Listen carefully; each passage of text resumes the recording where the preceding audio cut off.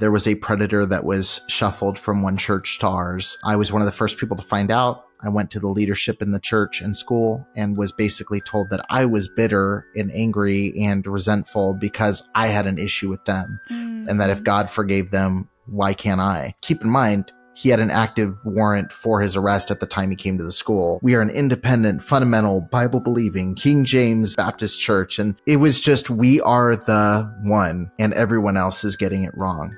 And so the superiority complex that was kind of bred into us was so strong. This is what it means to be a Christian, to be a man of God, to be a preacher boy, to be all of these things that you're supposed to be. But asking why you're supposed to be those things never came up.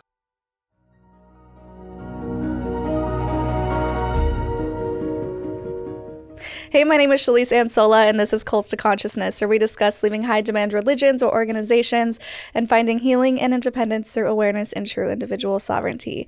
If you're only listening and you want to see our faces, you can go to our YouTube channel at Cults to Consciousness, where you can subscribe, become a supporter and advocate for these people bravely coming on and sharing their stories. This channel would not exist without them, so we love to give them that support, and it boosts the algorithm. So today's guest, we actually connected months and months and months ago. I was supposed to be on his podcast, and then I was getting married and it was too much going on, and then we reconnected, and I'm so glad that we did. We are blowing the lid off of the IFB, the Independent Fundamental Baptist.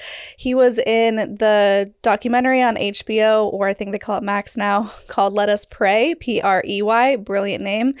And it really just talks about how people, mostly these women, have been silenced with this abuse that was going on, and how there was so much victim blaming. And he comes on as kind of an expert. He has his own podcast called Preacher Boys Podcast and YouTube channel. And so I'm really happy to get to talk to you today, Eric Skwarczynski. Yeah, so good to be here. Glad we made it happen. Yeah, me too.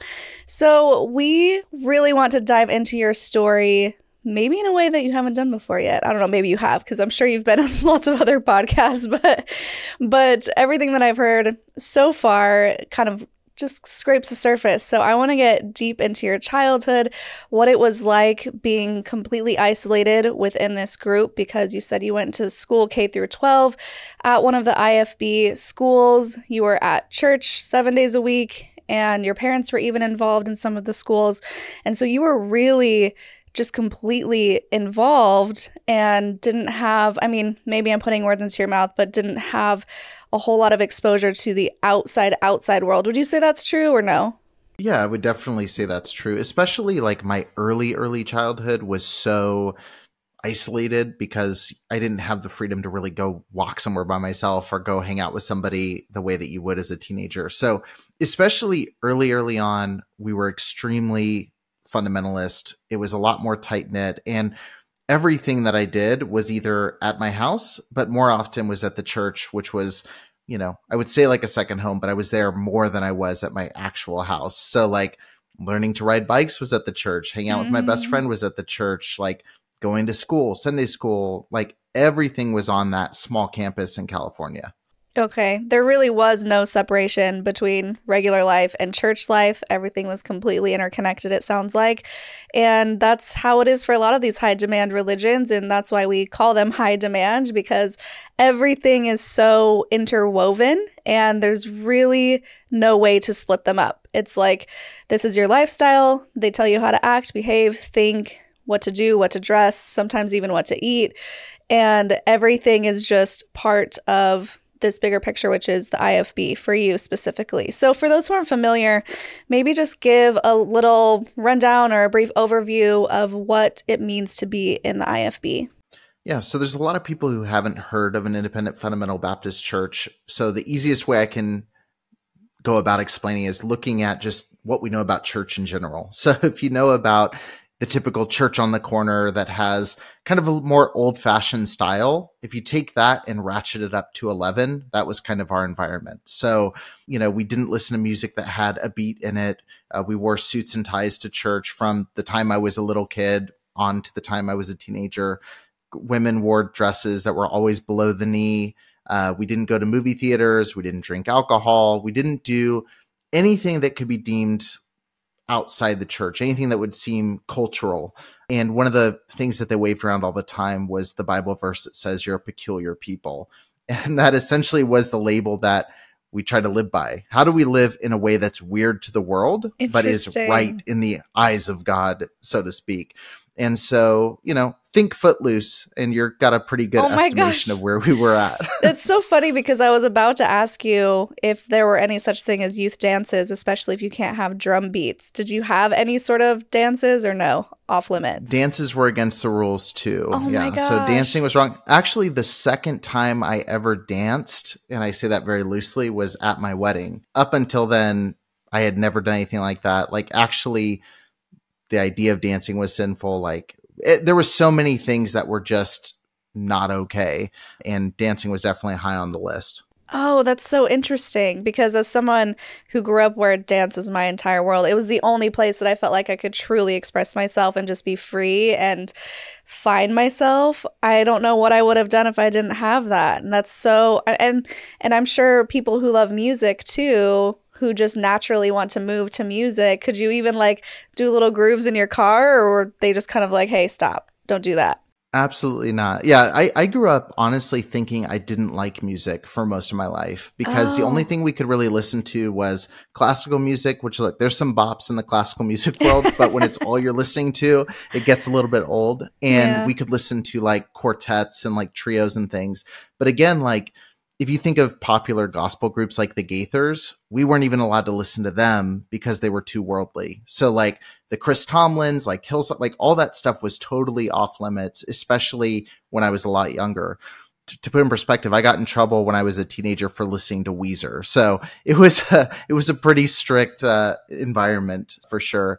To have any of that expression just wasn't okay. Emotionalism was really looked down upon, especially for men. And so music that generated an emotional response, like tapping your foot, moving your body, feeling any kind of emotion, was very much looked down upon, except for altar calls where they wanted you to walk down and make a commitment. Then they amped it up a little bit.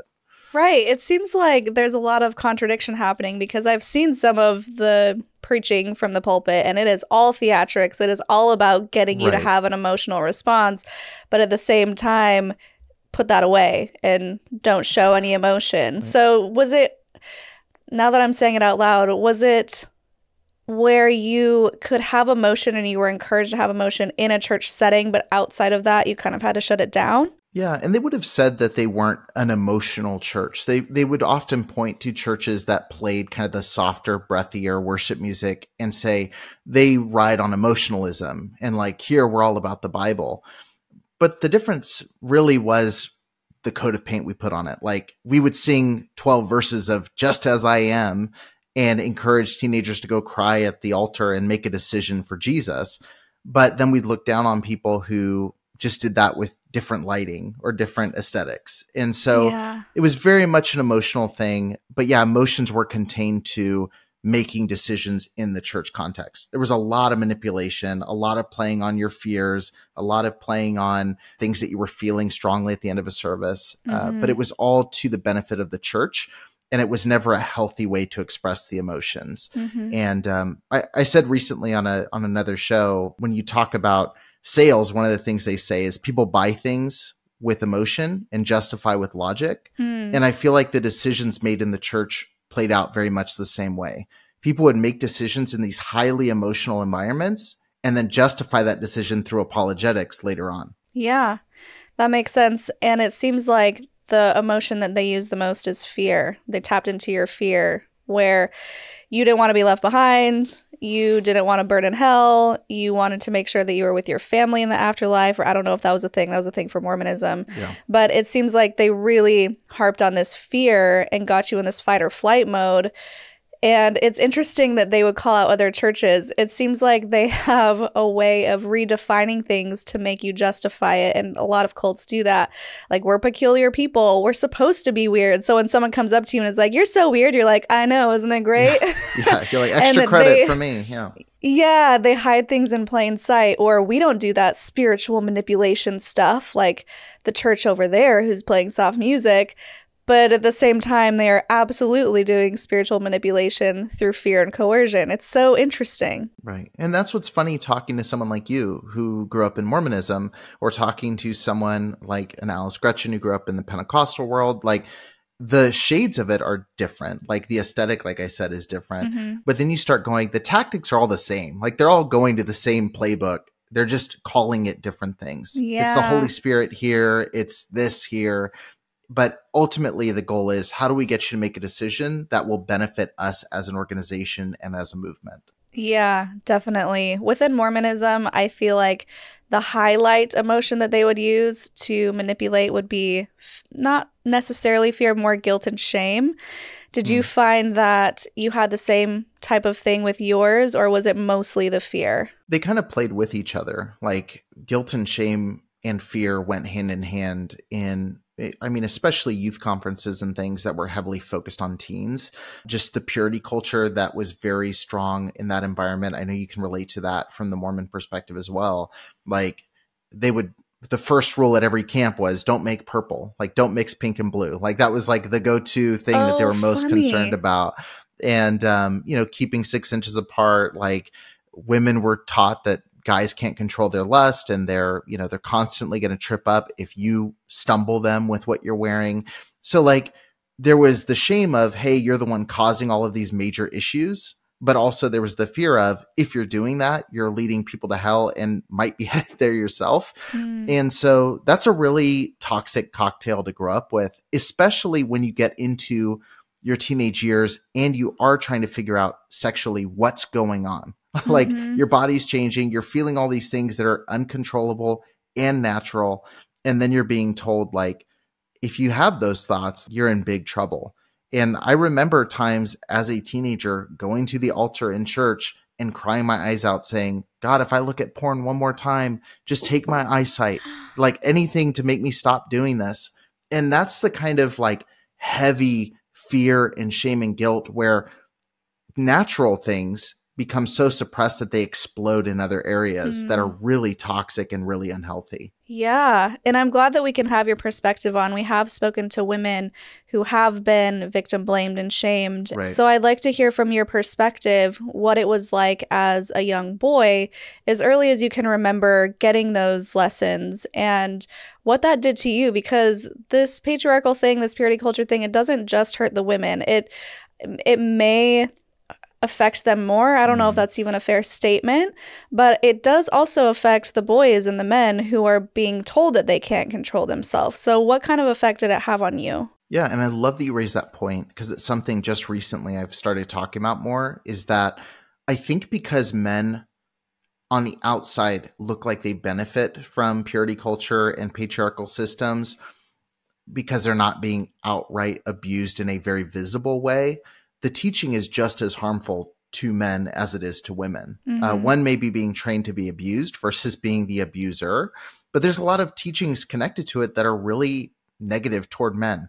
Cutting off emotions is a huge one. A lot of the fear surrounding your sexual orientation is a huge one. The way that you're taught to view your wife as the replacement for whatever sexual urge that you have it's a really messy way to learn. And it's something that's taught to you from a very early age, both explicitly in what they teach from the pulpit and implicitly from what you're watching the leaders in your church do. And so growing up, I mean, just the conversation of modesty was something that was there from my earliest memory. You're seeing girls in your, first grade class who are getting told like, oh, your skirt's too short, or this is going to make people stumble. And you're getting older and watching how these rules are just ramping up over and over and over again.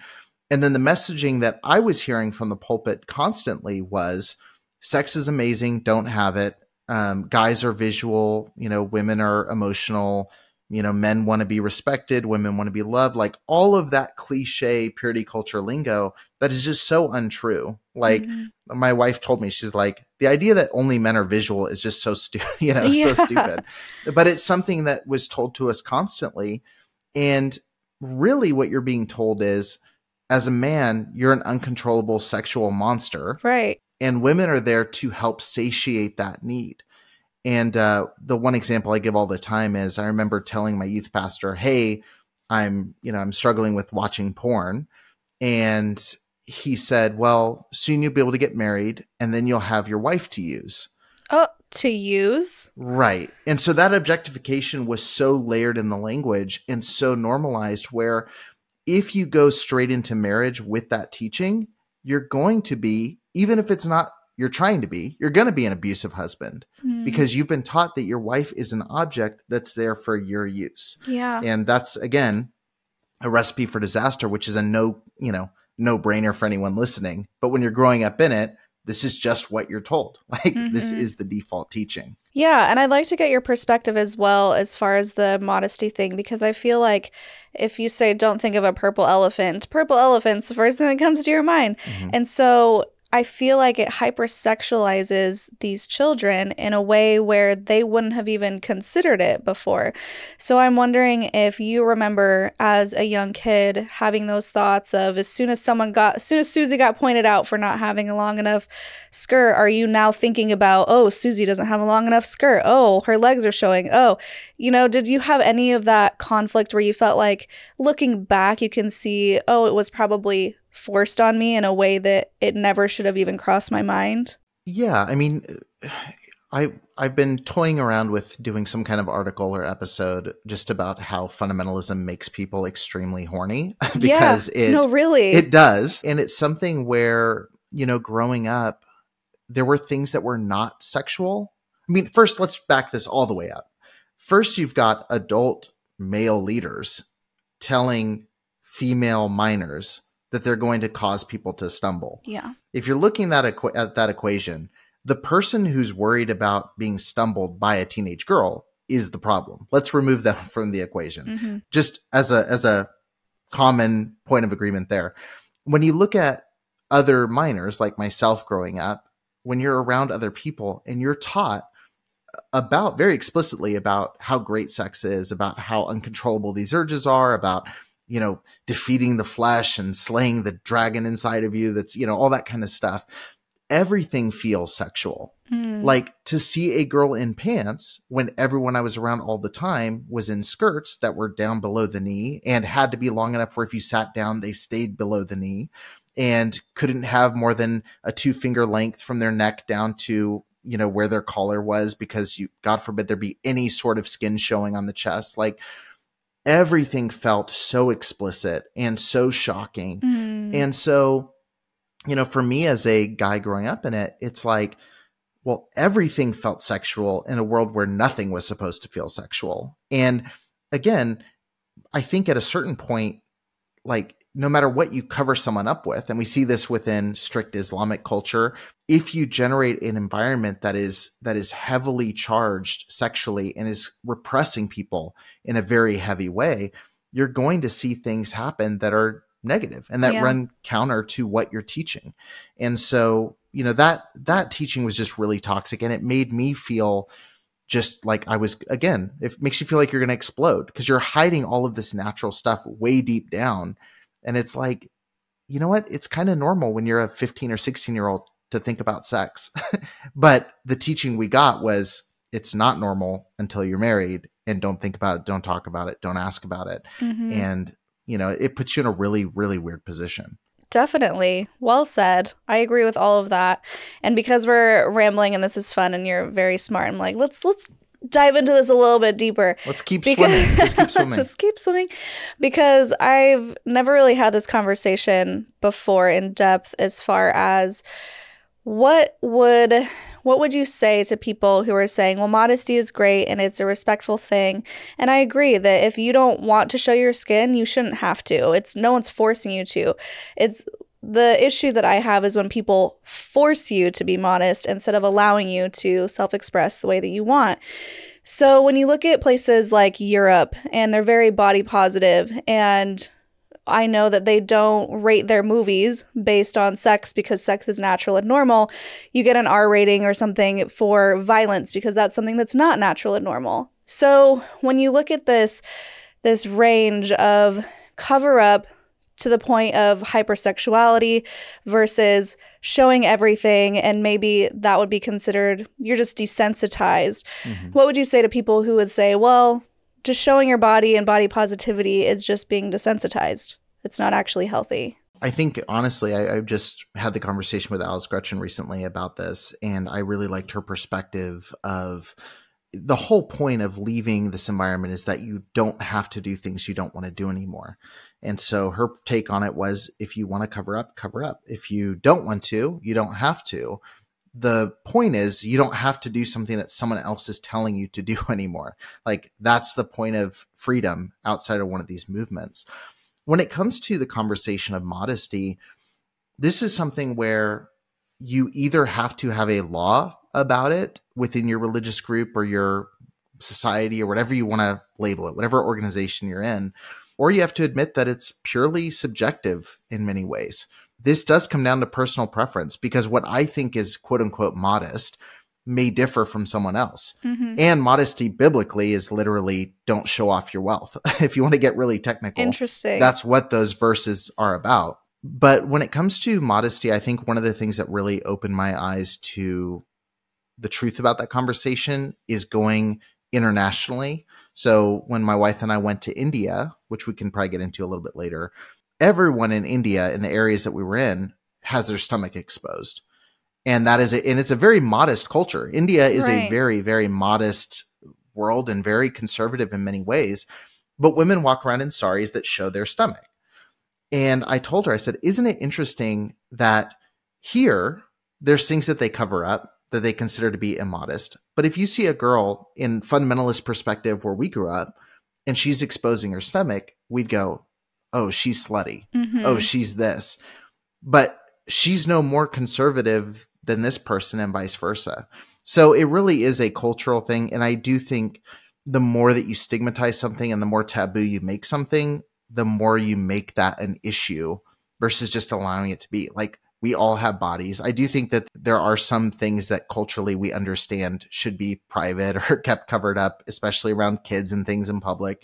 But I think overall, like, the conversation of legislating what's right to do with your body or what's a right way to express yourself is really a lame conversation, and it's all rooted in subjectivity. Yeah. Well said. I definitely agree with that. I just recently told this story about growing up in Utah, where the schools had very, very strict modesty rules, cap sleeves. Is Utah conservative? Is it a pretty conservative place? Well, at least when I was there, is definitely all Mormon, or at least over 60% Mormon. And so it's a weird place. Sorry, not to interrupt you, but whenever I go to Utah, I'm like, it's so weird to see, because you see it internationally in places like India, where Hinduism is very much part of the culture. Yeah. But to go to Utah is like the only place I can think of in the United States where religion feels so core to the identity of the state itself. But anyway, not to interrupt you. No, that's okay. My thoughts about your own state. But. Yeah, it very much is its own little bubble. And so all of the legislation and the rules around the school system and everything is basically just based on Mormonism. And so you have these modesty rules that they would get me in trouble for all the time. They would single me out in ways that I'm like, what about her? And they're like, but you're an example. It was the worst. But my point is, when I moved to Oregon for my senior year of high school and I asked the principal there, I'm like, what's the dress code? He looked at me so confused, was like, what are you even talking about? And I looked at my mom like, did I say something wrong? She's just like, I don't know. And he's like, just wear what you're comfortable in. And it just blew my mind, because girls came to school in shorts and tank tops and it was no big deal. And no one was stumbling. No one was distracted in school because her shoulders were showing. No one was hypersexualized and no one abused it. No one came to school in crop tops. Everyone was just wearing what they liked. And it was such an interesting experiment where I just realized, wait a second, it doesn't have to be this way, or there's another option aside from the modesty and the purity culture. It was very interesting. No teen pregnancies. People were on birth control. They actually knew about the reproductive system and how it worked. Yeah.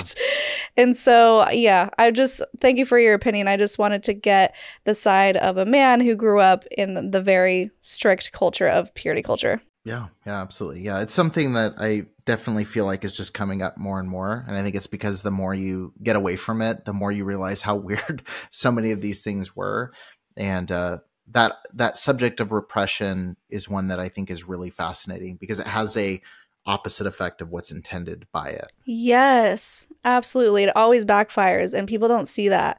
They're like, no, the more strict we are, the safer the kids are. No, it's actually very different. It's literally the exact opposite. And I've seen it time and time again on this channel when we interview someone who is from the most strict of strict cultures with their purity culture. I mean, you look at the Amish, in some cases, they weren't even allowed to know what pregnancy was. They weren't even allowed to know their mother was pregnant. They thought they were dying when they got their menstrual cycle because no one told them about bleeding. Right. They have the highest rates of abuse from what I've seen.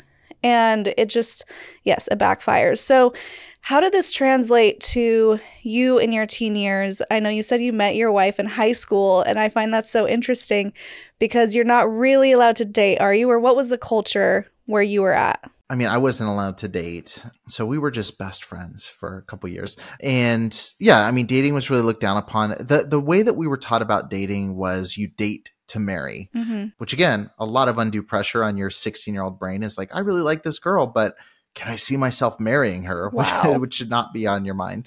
And so every conversation about dating was every date is a potential mate. Like that was kind of like the routine kind of statement they would make. And so there was a lot of gravity to those decisions. And so the way it played out practically was different depending on which kid you're talking to. Like some parents really pushed the courting thing where you don't go anywhere with this person. Like we kind of are here in the mix of it. And that's kind of where we fell into that range. It wasn't so weird as to say, hey, we picked this person for you to date, because that's a whole nother layer of horrible. We liked each other, and it was just kind of a supervised friendship that, you know, the day I graduated, I said, okay, now I can date you. Like, let's start dating. Oh and my gosh. So up to that point, it was just, hey, we're best buddies here and we're going to hang out. And then I finally got permission to actually date when I graduated high school. That must have been so hard as teenagers, especially because there was obviously a connection there. You're still together. You love each other. So did you find it hard to repress those romantic feelings and just stay friends for that long? Yeah, I mean, I didn't repress them too much. Like, I think it was a pretty open secret that we that we liked each other.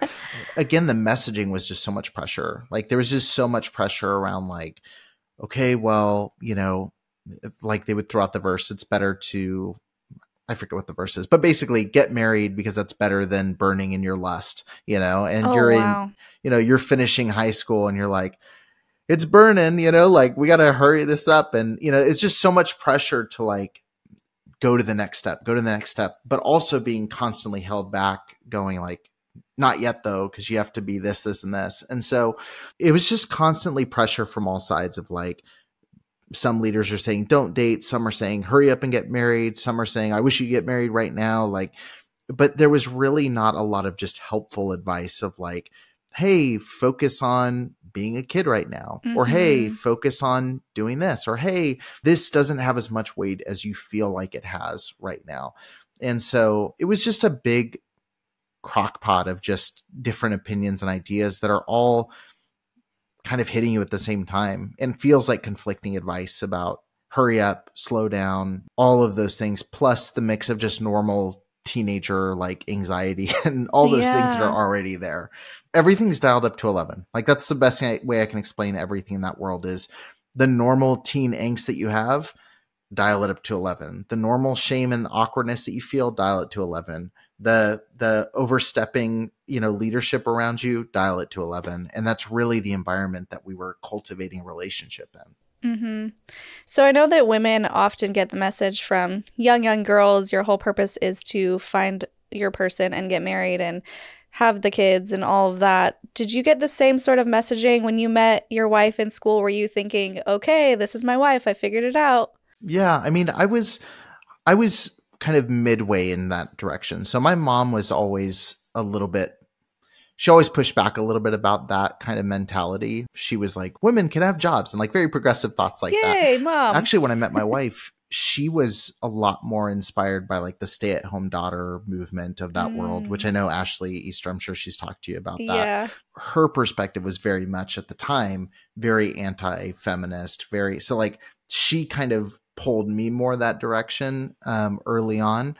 And going into our relationship, like the conversations were like, we're going to have a bunch of kids, as many as we can possibly have.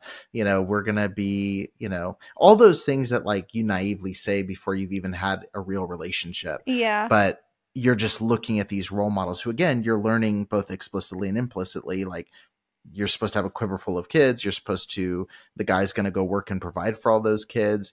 And the wife is going to stay home and homeschool them all and, you know, be barefoot, pregnant in the kitchen all the time. Like, that was the messaging that we were getting from our leadership constantly. Oh my goodness. Having been pregnant for a long time now, 37 weeks, I just have a whole new perspective on these quiverfuls of kids and having... Let's put this on loop. Let's keep doing this over and over again. I'm like dying over here. How could anyone have so many children? Just new respect for all the women who have 5+ kids. It's a lot. And I know pregnancy is different for everybody, but still, I'm just thinking how. But it's not that different to where it's not a breeze for anybody to be like, yeah, 18, 19, let's keep going. You know? No, thanks. I just can't even imagine that. So are there any other standout moments from your childhood? I do actually, you know what, let's go back and talk more specifically about the school and the environment and what you're learning and what the atmosphere is like, because it was very specifically an IFB school, right? Yes. I mean, as far as our education, and I know you mentioned, but I went to school Monday through Friday, like a normal school. And that was the same school and same building from the time I was in kindergarten to the time I was a senior in high school.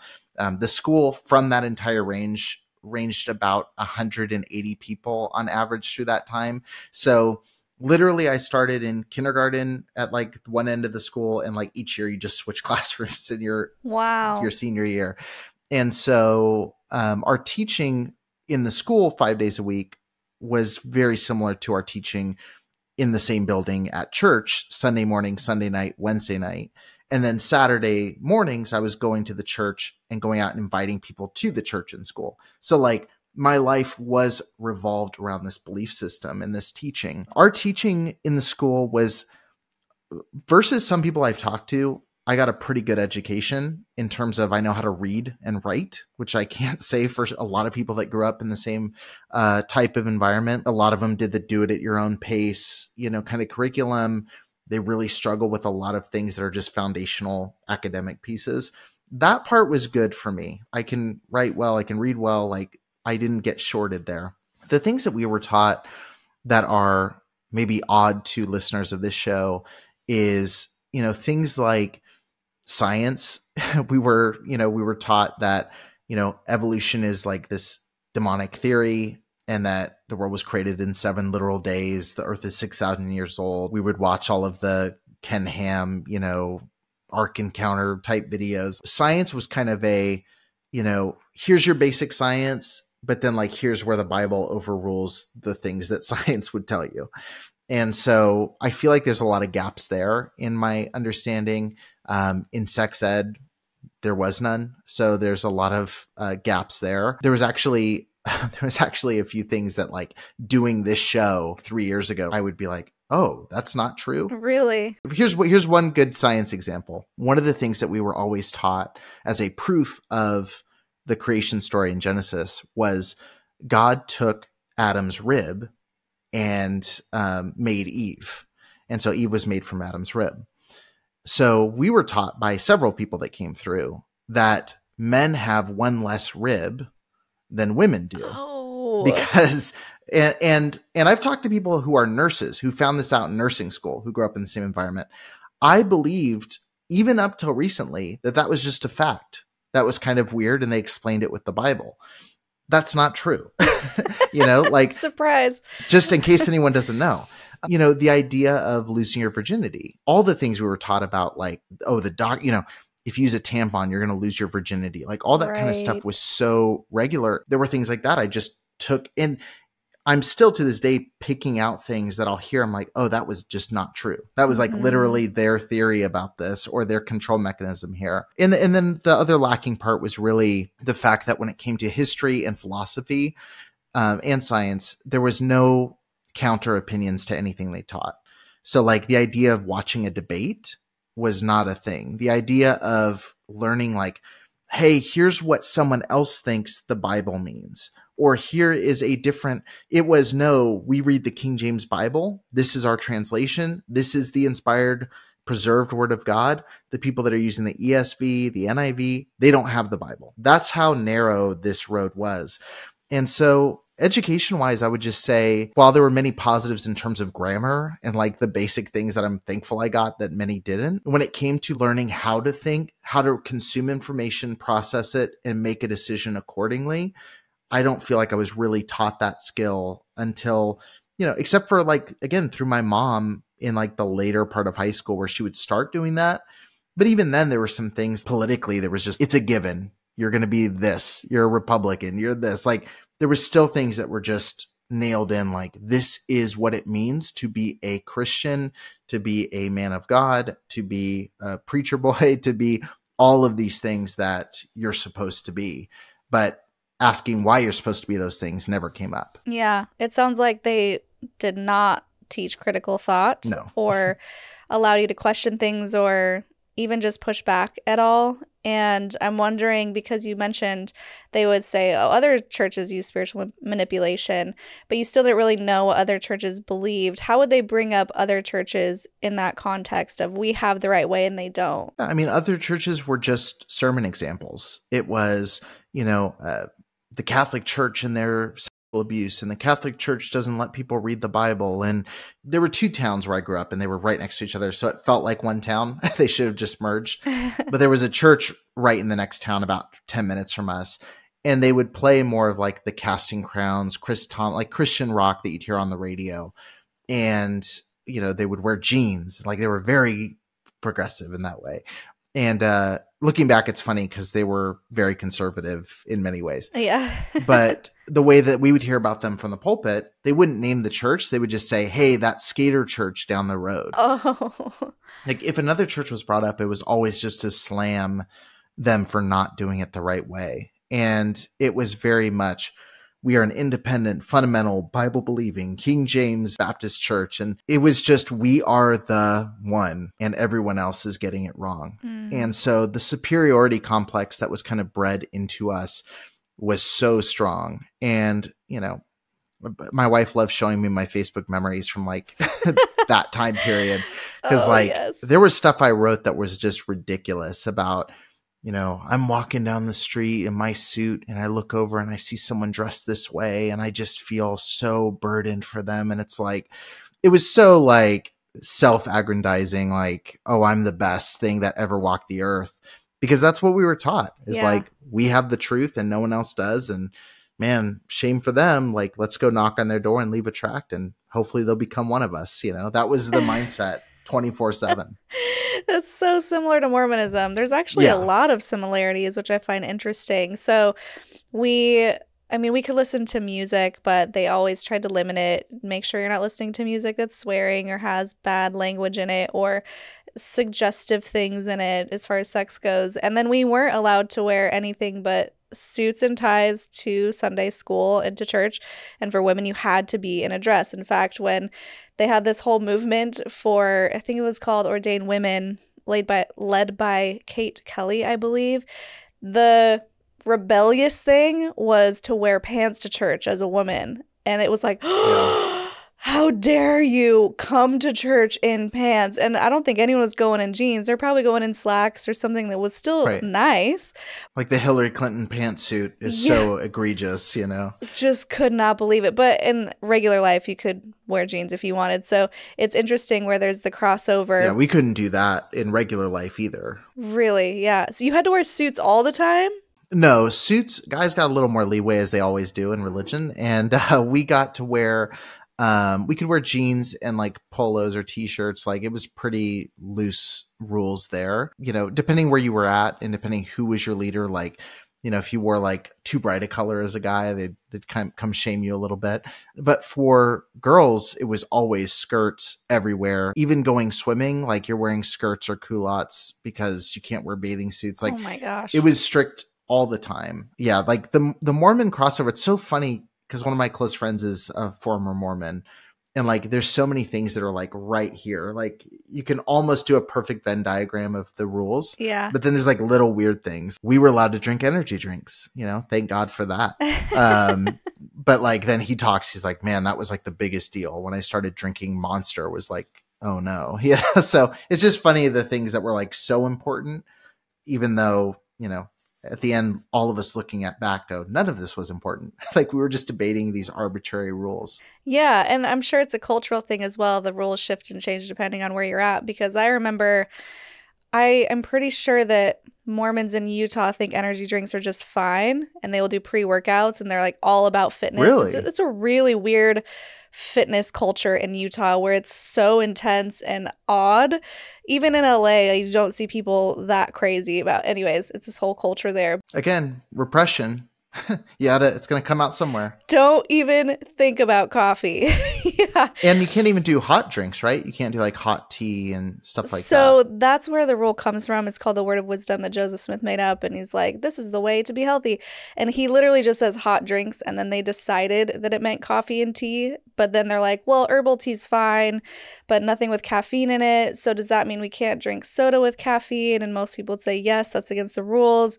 But then you have people drinking energy drinks and doing hard prescription drugs from their doctor, which are fine, because my mom got in trouble for drinking coffee, and she's like, yeah, but what about these pain pills, this Oxy that I got for my back surgery? And he's like, oh, but that's fine. She's like, I could literally die from these, but I can't have coffee for my digestion. And it was just this, none of it makes any sense. That would do really well in Hemet, California. Like you can do Oxy, but you can't do coffee. They'd be like, yeah, sign me up. Oh my gosh.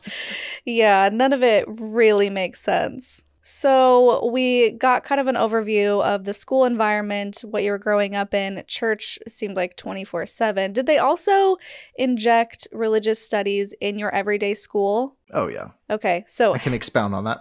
Yeah, please do. Yes. A great podcast guest adds information. I'm just going to simply say yes. Yeah, no, it was injected in everything. I mean, in science, history, I mean, the way, and you can find examples online, like there was a lot in our education where, you know, say you're talking about slavery, you know, which I know the Mormon Church has a spotless track record when it comes to racism. But in our denomination, you know, there was a lot of racial things that came into play within our teaching. And perspective wise, there were some groups within the IFB that were hardcore racist. I would say like it was a light undercurrent in some of our stuff, so it was better by comparison, but still pretty bad. But it would be simple things like they'd be talking about slavery in a history book, but they would always add a section there about some slave owners were, you know, believed the Bible when it said to treat your slave with respect and dignity. And some slaves even loved their owners, you know, which again, someone who's listening who has no context is like, what the heck? Ooh. But it was things like that where it would either brush over something that was like of extreme significance and say like, oh, well, this wasn't as bad. It was very much like that Christian right-wing ideology was layered in there. You know, in things like science, you know, like it would include a lot of things that say, we know because of this, that this is the case, but like the reason that we know is just the Bible said so. Mm-hmm. And so it was just layered in with everything. And even in math and things like, you'd get sections where math is important because it shows us that God is a God of order. Like it was just the undercurrent for everything that we did. Right. Like the only things that really strayed away were like spelling. Yeah, there might be some Bible words or something. Everything was always like, hey, there's this deeper spiritual purpose for this. And everything reflects God in some way. And yeah, I mean, there was nothing outside that default operating system that really existed for us. It was all the time. There's some level of like God and country wrapped in here, you know? Yeah. So every subject pretty much had religion enmeshed, but did you also have classes where it's like, in this class, we are talking about this book of the Bible where it's specifically religion based. Yeah, Bible class. We had Bible class every Bible morning. class. We had Bible class every morning to start the day. So every day typically started with you stand up in class, you pledge the American flag, you pledge the Christian flag, you pledge the Bible, and then on Wednesdays we'd have chapel. So we'd have a guest speaker or like someone from the staff that would do like a chapel service with us. And so, yeah, it was very much a core piece of our, even in sports, like we had the Christian Character Award, which I was proud to win a few times. So I wasn't winning MVP. So it was like, it was just, we started and ended everything with that. But yeah, literally every morning was you pledge allegiance to the flag. I pledge allegiance to the Christian flag, pledge allegiance to the Bible. We, open our Bibles to whatever we're reading, usually something in Proverbs where they'd have a wisdom principle or something. And that's kind of how we'd start our day. Okay, I don't know if I'm the only one here or if it's because I grew up in a cult. I had no idea that Christians had their own flag. What? I really did. Yeah, I'm like, am I alone here? Guys in the comments, let me know. I'm like, wait, there's a Christian flag? Yeah, there's a Christian flag, and I'll see if I can find a picture. And then it has its own pledge, and then the Bible had its own pledge. Because we all know the Pledge of Allegiance to the American flag. And then the Christian flag was, I pledge allegiance to the Christian flag and to the Savior for whose kingdom it stands. One Savior crucified, risen and coming again with life and liberty for all who believe. And then the Bible was, I pledge allegiance to the Bible, God's holy word. I forget the rest of it. I'm sorry. I did it every day for years and it's gone. I feel like it's just a ripoff of the regular Pledge of Allegiance. Yeah, thy word is a lamp unto my feet and a light unto my path. I will hide God's word in my heart that I might not sin against thee. That was the pledge. There's the Christian flag right there. Oh, okay. So that does look familiar. Yeah, you've probably seen it. And it would fly like in front of most IFB churches. It flies right underneath the American flag on their flagpole. Okay. But see, that's the little weird stuff that like, yeah, the Christian flag. And then I talk to people and they're like, the what? So it's always interesting what jumps out. But yeah, we pledged all three every day. I'm not singing my alma mater, but that was also interesting. But okay, I learned something new today. Thanks for that. So let's move on past your schooling now. You went to Bible college for a year. No. Oh, right. You signed up, but then you left to go work overseas. Boom. Yeah. So I signed up for Bible college. I really did not want to go to Bible college because from the time you mentioned expression through dance, like my expression was getting behind the camera and filming videos. Like that was the way that I did stuff. And so from the time I was like, probably my daughter's age, like 6 or 7. And so I grew up using cameras. Like that was my way of doing it. And I wanted to go to a school where I could learn how to do that professionally. And the options in the independent Baptist world as far as college was pretty limited. There was Bob Jones University, which I'm sure you've probably heard of. They're a pretty well-known college. They had a production arm, which was interesting to me. There was Maranatha Baptist that had like some level of similar thing. It was not as big a program as BJU. I picked West Coast Baptist College in Lancaster because it was 2 hours from where my now wife was. So I was like, I'll pick one close. I'll do 1 year of Bible to get everyone off my back. And then I will leave that and go do what I'm going to do. And I got a call about 3 months before I was supposed to go to college. I was just about to graduate, and it was from somebody I had met previously who offered me an internship that started off with shooting a documentary film in India. And he's like, do you want to go to Bible college in the middle of the desert that you don't want to go to? Or do you want to go to India and then travel around and shoot videos? And I was like, the second one that you just said. Yeah. And so I had a meeting with my pastor and with my dad that was very long and very miserable, where he basically was in front of me telling my dad, like, how are you going to let your son do this? If I brought 100 pastors in here, 99 of them would say he needs to go to Bible college. Like, this is a big mistake. Anyway, I eventually got the green light very reticently.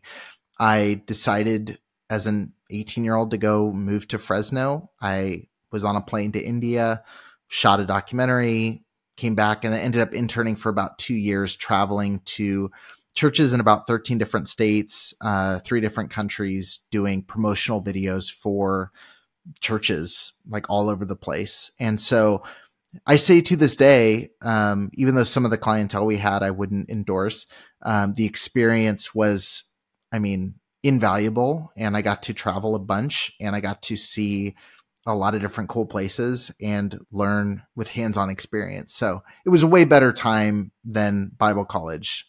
So I'm glad I made that decision. That sounds incredible. Honestly, it sounds like, especially in the position you were in, that you were living the dream because you were still doing something for God, you were still pursuing a passion, and you got to see the world.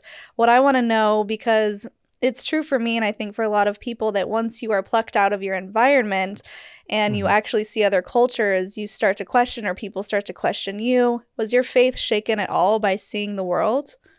My faith was shaken near the tail end of high school. And I won't go into the full version of the story because I've shared it a million times, but the short version is there was a predator that was shuffled from one church to ours. I was one of the first people to find out. I went to the leadership in the church and school and was basically told that I was bitter and angry and resentful because I had an issue with them, and that if God forgave them, why can't I? And keep in mind, he had an active warrant for his arrest at the time he came to the school, and ended up pleading no contest. And it was a big mess. I am still convinced I was right about that situation. I think any rational person would.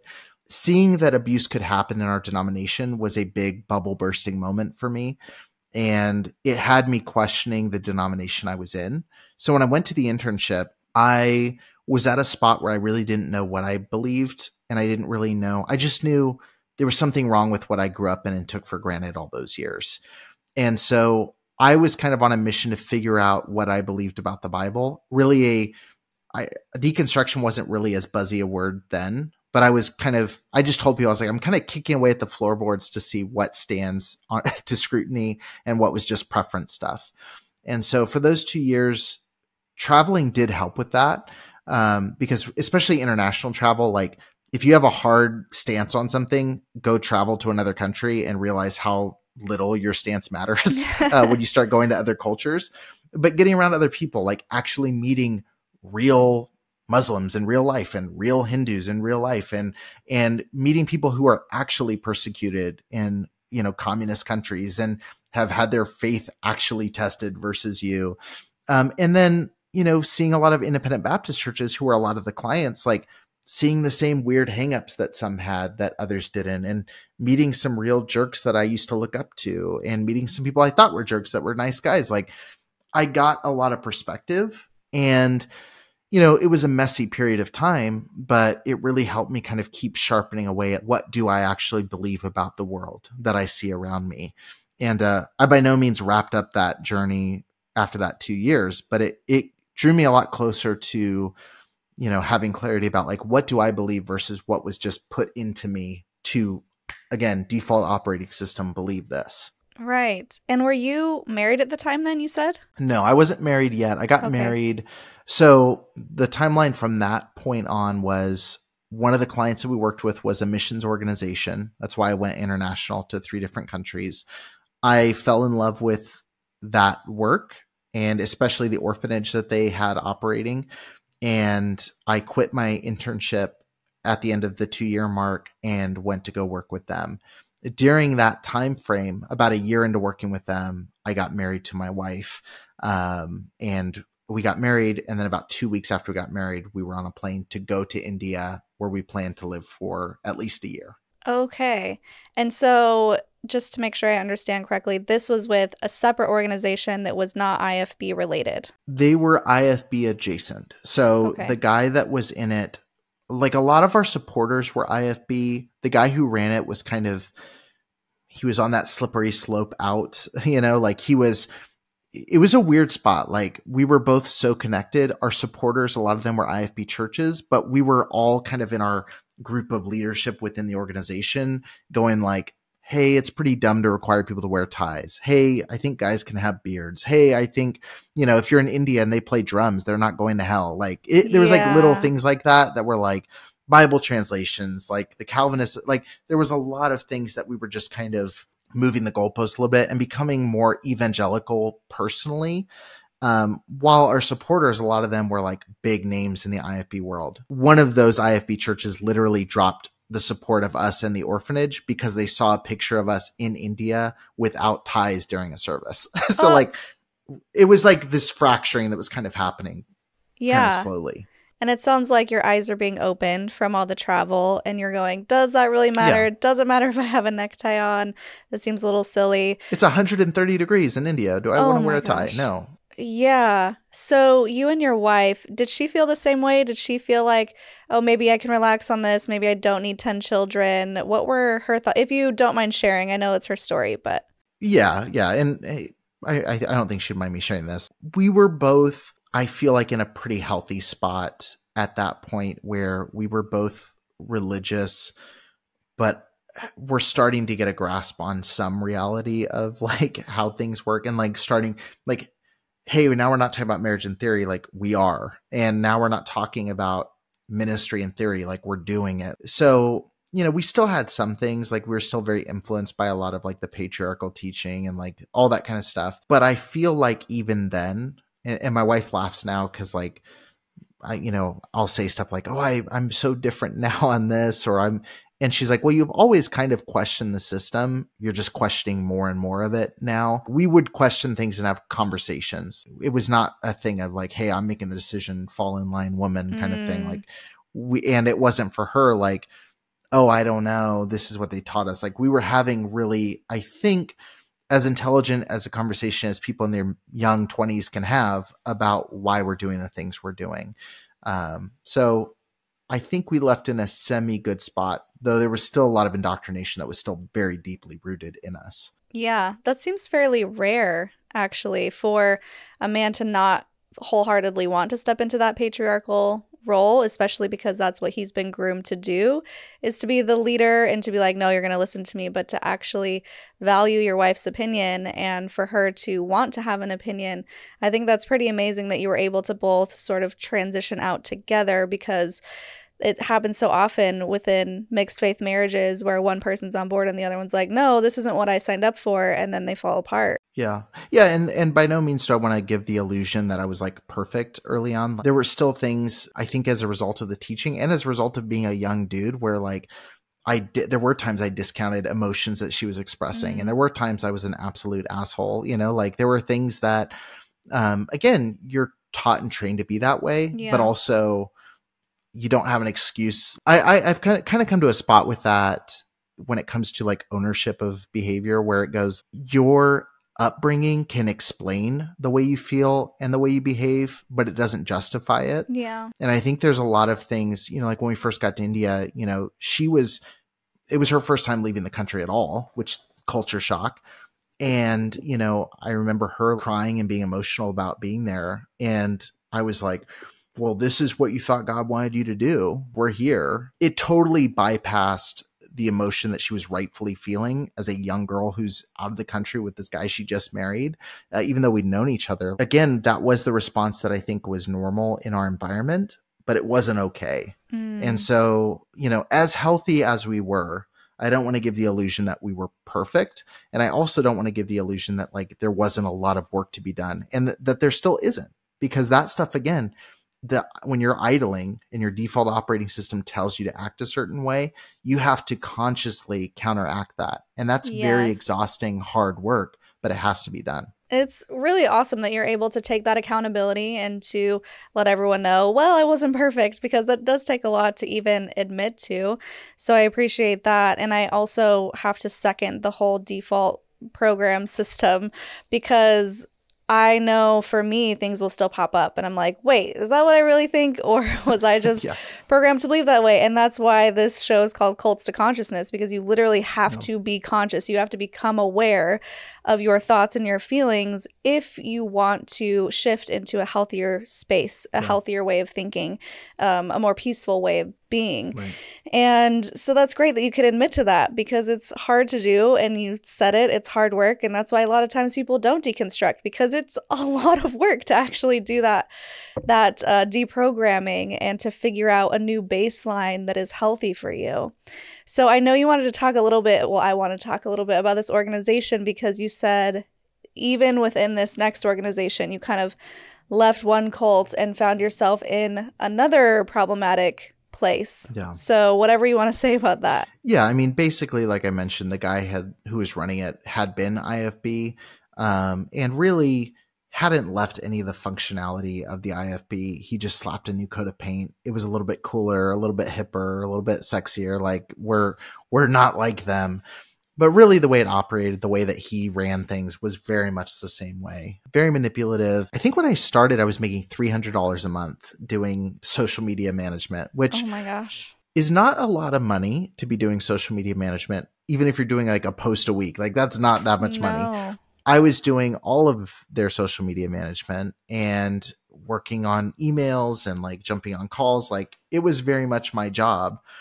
And by the time I was about to get married, I was making about $500 a month, which is almost twice what I was making, and still about a fourth of what I probably should have been making as an intern. And on top of that, like I would randomly be traveling with them. I was doing a lot of work. And so near the time I was getting married, probably about 2 months out, I sent a message to the guy who was running the organization and said, hey, I'm about to get married. $500 is not a lot of money. I'd like to be making enough where like I'm not panicking. Really, at that point, our plan was to go to India. Our expenses would be paid while we're there. And legitimately where we were going, I didn't need that much more to be able to pay for our expenses, because our housing was going to be covered because we were going to live at the property. And like most of our food would be there at the property. Like I was just needing money where like, hey, if something happens, I have options. Like I have money here, normal adult things. The message he sent back to me, and I wish I pulled it up, but it said almost verbatim this. It said, I could take this burden away from you, but I'd be robbing you of seeing God do something miraculous. Oh my That was like gosh. almost, I may have like one word wrong in that, but like that was what he said was, I could take this burden from you, but I'd be robbing you of seeing God do this miracle for you. At the time I was still in this spot where I was like, like it was this tying back into the shame, the fear, the insecurity of religion. All that I thought in those moments was, man, I wish I had that kind of faith. Yes, I had anxiety still, like, oh man, that's not what I was hoping for. But it wasn't enough. Like, if I got that text now, I'd be like, hey, fuck you, bro. Like, Venmo me some money. I've been doing a lot of work. But at the moment, there's still that part of me that's like, well, he's living by faith. He went out, like, he went and left the country. Like, he raised support. Like, maybe it is something I need to like see God do something big. And the conversation ended there, which again, I think shows like as much as I was learning to be a rational thinker, I wasn't fully yet. And we got married. I was making $500 a month. We had about $3,000 when we got married. And that's including our honeymoon fund. So we went and did some stuff and ran the strategy was, by the time we get on the plane to go to India, we should be out of the money we have, but then we'll be in the safety net of having our support when we get there. Yeah. It was $500 a month still when we got there. We go to India. We're there for like 4 months. We were supposed to be there for a year. We ended up having to come home, and then we're kind of lost in this flurry of what are we going to do? That's when our pay got raised to $1,000 a month, and we went to go live by the home church that had sent the organization out. Yeah. Something that you had mentioned on the phone was, while you're getting $500 a month, he is living lavishly and living in the opposite way. Yeah. He was living in this epic apartment in the Dominican Republic that I visited. And I was like, wow, this place is amazing. It's like this penthouse, like a huge view of this. And my American Christian brain was like, it's amazing how affordable things are here, that he got this amazing, amazing apartment. Uh-huh. And that's how I just thought of it, was like, man, he's probably spending a couple $100 and getting like what would be $1 million place here in the States. Anyway, what ended up coming out was, while he was paying me $500 a month and trying not to rob miracles from me, he was paying himself a 6-figure salary on top of covering his own expenses through ministry funds. And on top of that, was also using ministry funds as basically his personal checking account for meals and all sorts of things, raking in a good 13, 14 grand every month toward his own lifestyle, while I was struggling and sitting there, trying to make things work. He was not, but he was preaching a message of live sacrificially, give your all to God, and God will take care of you. And I think that's easier to preach when you're really taking care of yourself through ministry funds. I was going to say, God seemed to be taking care of him, but he just wasn't sharing the wealth, right? He wasn't. Exactly. That's the funny thing when people say, well, like he was saying, let God do these miracles. And in my head, I'm like, well, God has given you the means to be the vessel to do miracles. So yeah, isn't that your job? Please. Yeah. Yeah. Anyway, so was that one of the things that you found out that kind of broke your shelf, or did you not find that out till later? I found that out after we came back from India. So when we got back from India and went to Virginia, we ended up finding out very quickly, hey, there's this mess that's happening.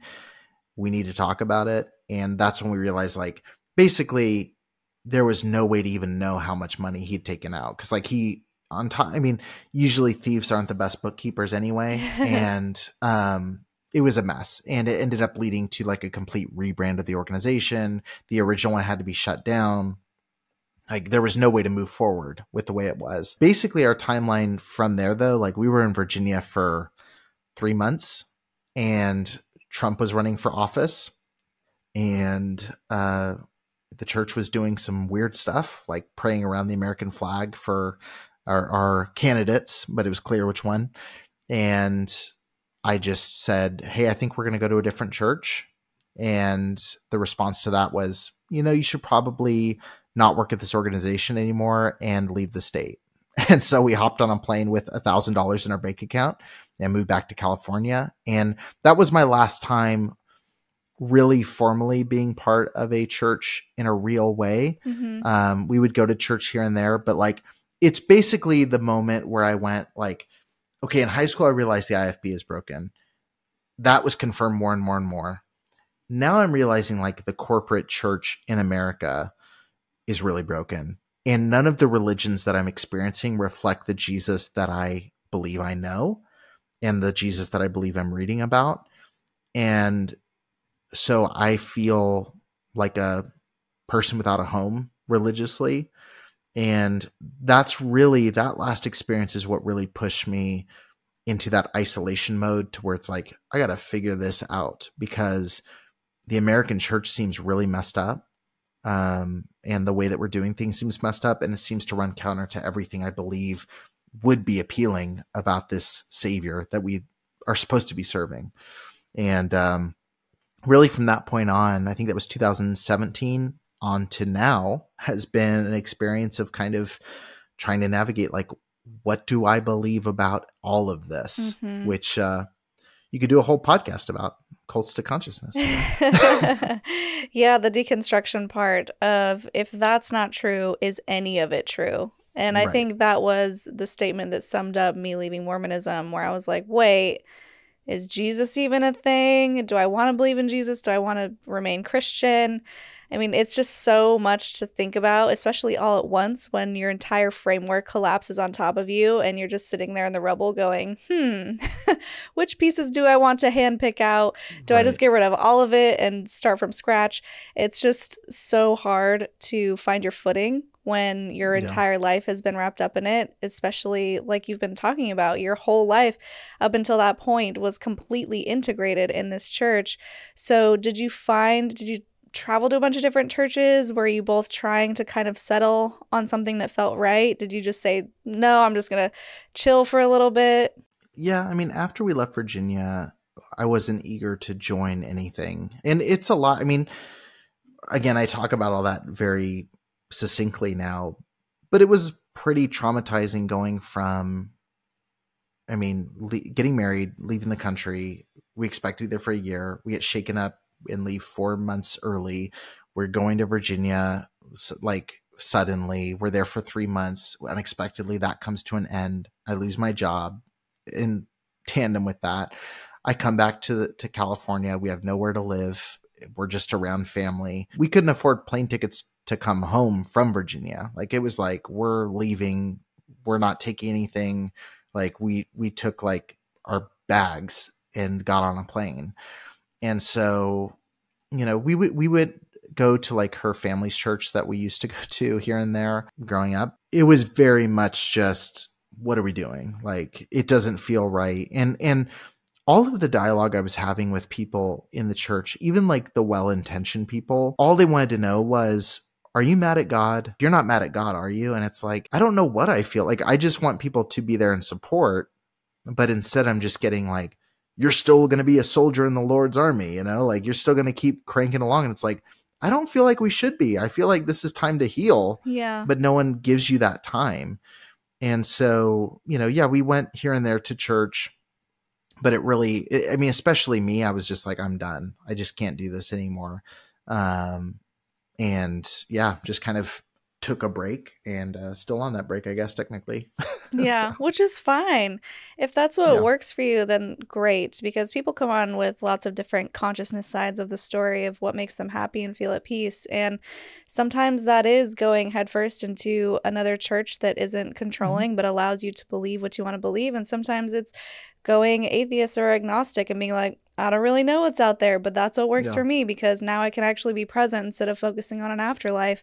So we're always here to support whatever our guests decide, if that means not hurting anybody, not being controlled and manipulated anymore, and just allowing themselves to be who they want to be and figure out who they want to be and who they want to become. So I think that's great. Yeah. It's one of those things, like, and I think I take it for granted sometimes, but like, I did grow up 7 days a week on a church campus for 18 years, went into ministry, went into all these things. And my experience is echoed by so many people where, like, when you're in that kind of hustle and hamster wheel of religion, like, you don't even know that you need a break, or don't even know that this isn't normal. And I think for me, when I took a break, which now when people say, hey, I'm going to just take a break for a year and just figure out where I'm at, I'm like, you're never going back, like, because you take that break and you realize, like, oh, not only did I not need this, but also I'm way better without this. And so, like, for me now, one, I don't see myself ever being religious in any way ever again. But the idea of putting myself back in a religious rat race just is so far from any vision I might have for myself, that I don't see myself ever putting myself in a corporate environment that has that much control ever again. Even if it's one of the good ones, which there are, but it's not for me now. Yeah. That makes sense. That's why a lot of people during the pandemic, when they stopped going to church and they took a deep breath and looked around and like, wait, this is nice. Just dive bombed. Yeah, during that time. Yeah, everyone just kind of came back to themselves, had time with their family, realized that they were getting more out of going on a hike together than going and sitting in a church building for hours. Yeah. I had breakfast with my kids. Oh, wow. That's so much better than rushing them to a pew. Yeah, this is different. I'm actually interacting with them instead of telling them to be quiet and sit there. Right. So, yeah, that's great. And now you have your own podcast. What is your favorite thing about doing your podcast now? I think just having these conversations. It's one of the things that when I started my podcast, I wanted to talk about religious trauma and abuse. And starting the show, I didn't think about the effect that would have on me mentally. And so it was like, I set up a Calendly link and I said, hey, if you want to share your story, like, send me, sign up. And so, like, I had days I was doing 3 or 4 interviews in a row. Eric, you cannot do that. Yeah, you can't do that, especially with these topics. Yeah. That's exhausting anyway, but to do it with the topic of religious trauma and like, especially, sexual abuse and physical abuse, like, I was hearing some of the most harrowing stories you'd ever hear back to back to back to back. And so I was just constantly burning out. I'd take these huge breaks. I would be like, I don't know if I can do this. And about 4 months in, we moved. The pandemic was hitting, all the mental health things that come with that. My business was tanking. Like, it was just a really bad time. And so like I would do an interview or be on the phone. I remember one day, like, there's a Whole Foods near my house, and I literally like pulled off and was just crying in my car. Well, this is not healthy. And so there was a lot of conversation with internally about like, do I shut this down? But also, this is helping people. This is helping me at times, but hurting others. And so it just took a long time to really find a balance of like, what makes me feel best about this show? What makes me feel worst? And how do I mitigate the bad and just embrace the good?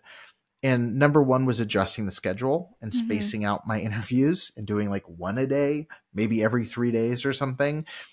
Taking walks between interviews, like taking time to decompress intentionally was huge, and figuring that out. And now what I can say about the podcast is, for me, I mentioned that I keep going back to the default operating system. That was true of the trauma of it too. Like, I used to wake up every morning with this idling buzz of just like, I grew up in this really fucked up place and it was really weird. And like, that was kind of the default just mode all the time, was like, there's so much heavy shit that's just weighing me down.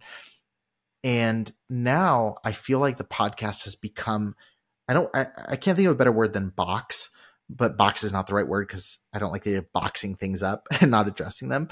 But it's the avenue with which I can address religious trauma in a safe, controlled space that has a time limit on it. It's contained. And then that's that. And then my life exists. Right. And so it's really cool now that like I can have these conversations. This conversation is not going to mess me up the rest of the day. It's not going to be bothering me the rest of the day. Like, it's out here in a safe, controlled environment.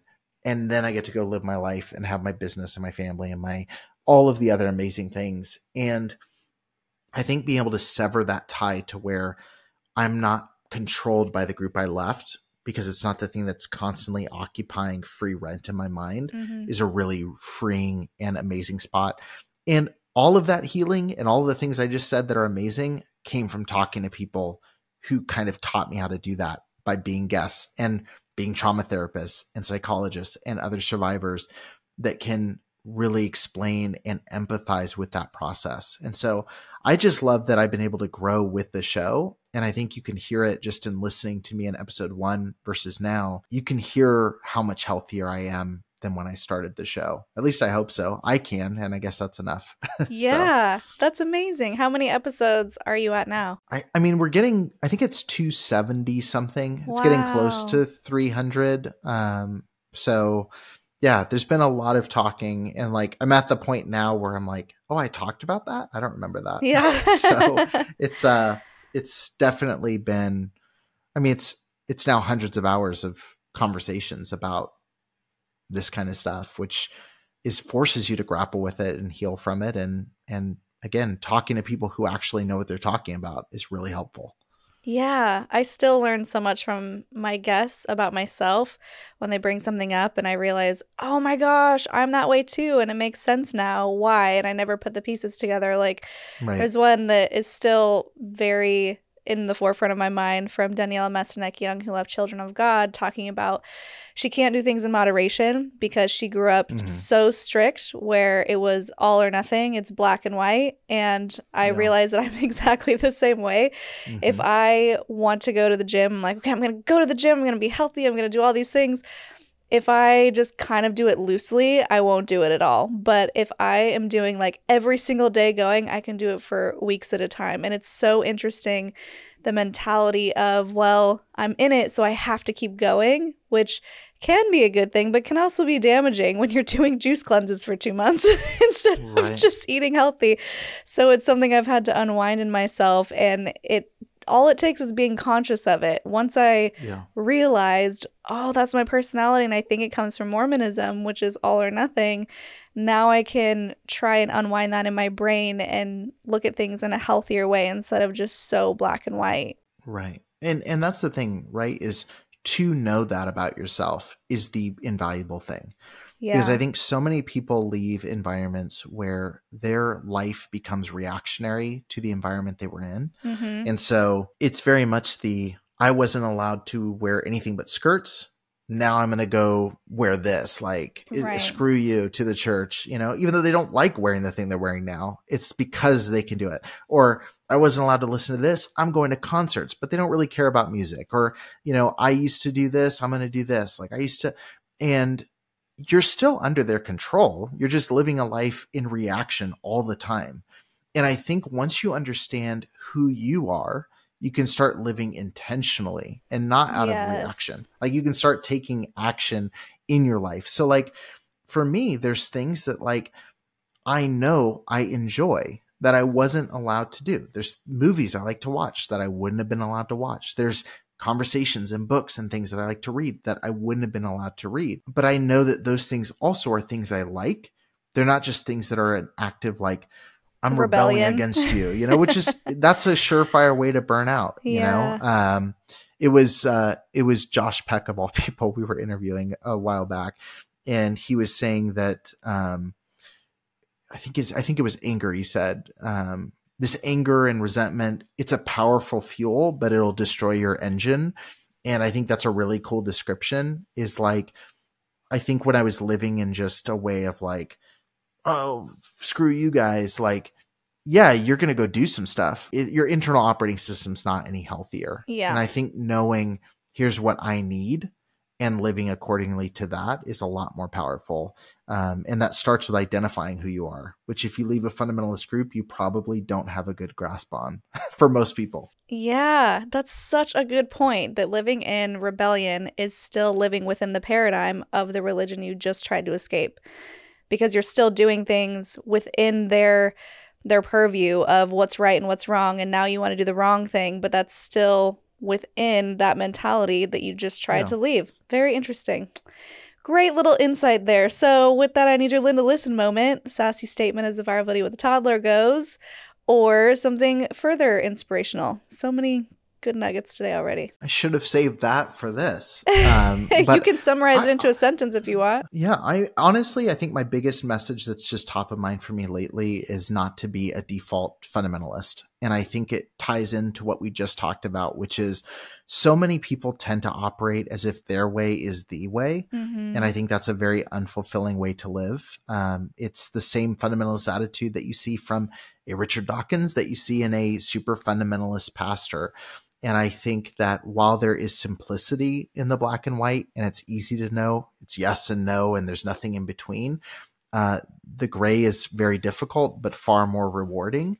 And I think if you can have empathetic conversations with people who disagree and find your truth somewhere in the middle of all of these rigid systems, you're going to live a far more fulfilling, not easy, but a far more fulfilling life altogether. I agree. Amazing. Great job. Thanks for coming on and chatting with me. It's been so nice having this conversation. And I'm looking forward to, after this, we're going to do an interview for your channel, your podcast. So guys, these are supposed to be, if all the stars align, released at the exact same time. So after you're finished watching this, you can go over to Eric's channel at Preacher Boys on YouTube and find the interview there with me, and vice versa. If you just came over from Eric's channel, hey, what's up? I'm Shalise with Cults of Consciousness. Thanks for coming by. Do you have any other final thoughts before we go? No, I don't. I'm going to keep that one a solid no. All right. And you're on Instagram at PreacherBoysDoc, right? Yep.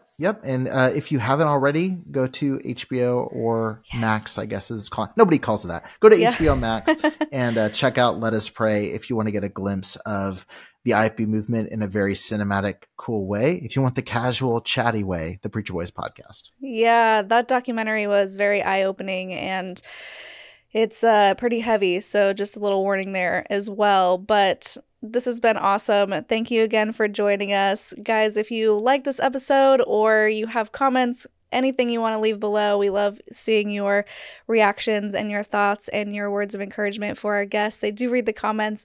It means a lot when you can leave them a little something. And if you want to support the podcast, you can get some of our merch at cultstoconsciousness.com under the merch tab. You can become a patron at patreon.com/cultstoconsciousness.